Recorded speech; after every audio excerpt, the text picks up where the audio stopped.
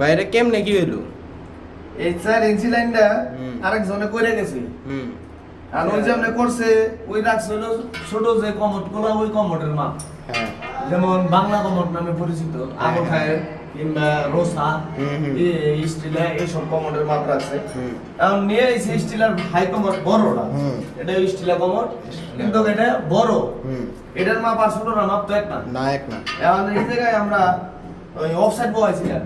Offside বসানোর পর হয় না। মিলে না। মিলে না।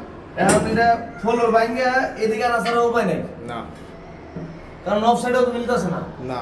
আচ্ছা পরে এখন আমরা কি করলাম দাও, এখন আমরা এনে এটা প্যানের সিস্টেম করে তৈরি করছি যেটা এই জায়গায় তোমার এই ময়লাটা পড়বো। ময়লাটা পড়বো এই জায়গার মধ্যে আমরা কি করছি এই হোয়াইট সিমেন্ট যেটা হোয়াইট সিমেন্ট এটা প্যানের মতন বানাই দিছি।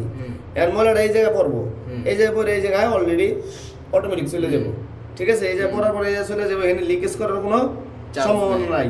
আর এটা মূলত নিচতলায়, এটা দোতলায় করবার গেলে একটু চিন্তা ভাবনা করা লাগবো। দোতলায় হয়তো এটা করলে পরে প্রবলেম হতেও পারে, কিন্তু ওই নিচতলায় দেখে এটা কোনো প্রবলেম হইব না, কারণ নিচে ঢালাই আছে, ঢালাইয়ের উপরে আমাকে পাইপ। আর নিচতলায় যেটা দোতলায় করবার গেলে অবশ্যই পাইপের গোড়ায় ভালোভাবে জাম দিয়ে তারপর এটা করতে হইব। এটা করলে পরে আশা করি মানে যে কোনো কমেডি আনো বসবে। বসবে। আল্লাহ হাফেজ। আল্লাহ হাফেজ।